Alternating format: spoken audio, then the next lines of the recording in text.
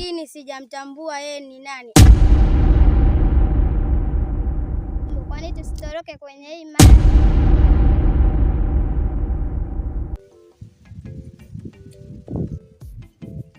Leo nimewaita hapa, kuna mizimu inataka damu ya mtu, na mkumbuke niliwapia masharti.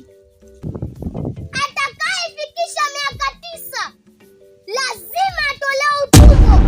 Nadhani kuna wengine wamefikisha miaka 9. Kila siku atupa masharti. Kumbuka sina watoto wadogo sana, kwa hiyo hatutaweza. Unabisha maskari, mchukueni mtu na mkamtupe chini ya mto. Na nyinyi wengine, naombeni muniletee dumu moja la maji. Nisime mwenye hata ukilia mtana lazima atolewe chini. Na kuna wengine sawa, nijue utafanyaje? Hilo niwachie mimi, mnaweza mkaenda. Subirini, nataka mtu mmoja aje nyumbani kwangu anipikie chakula. Sawa, hilo niachie mimi, mtachagua mwenyewe. Sabela kama kia.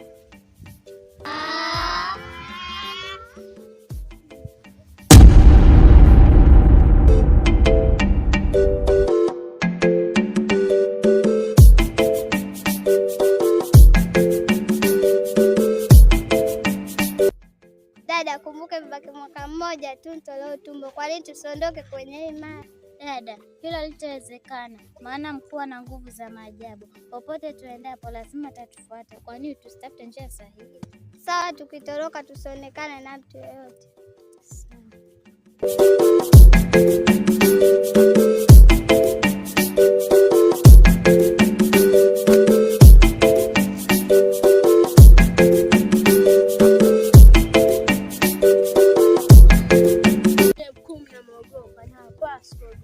Hapa tutafuta ndani na kumtoa kwenye uongozi.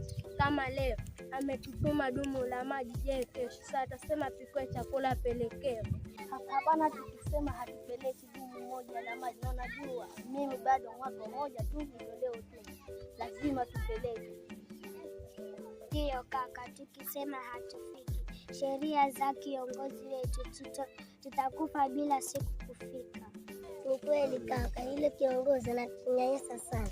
Kwa hiyo wazo lako ni sahihi, lazima tutoe kwenye kiti. Kila mmoja anaongea maneno yake, sijui mpate nani wala sikilize nani. Mbona mwazidi kunichanganya akili yangu?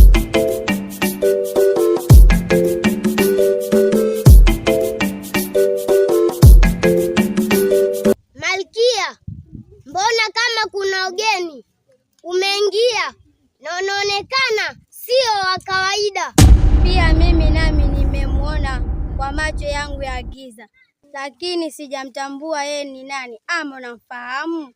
Hapana, lakini tumsubiri tujue anataka nini. Sawa kiongozi wangu, ulikuwa umeweka ulinzi wa kutosha? Kuhusu ulinzi Malkia, usijali, nimeweka kila kona. Akikaribia tunapata ujumbe. Ni sawa, tuasubiri.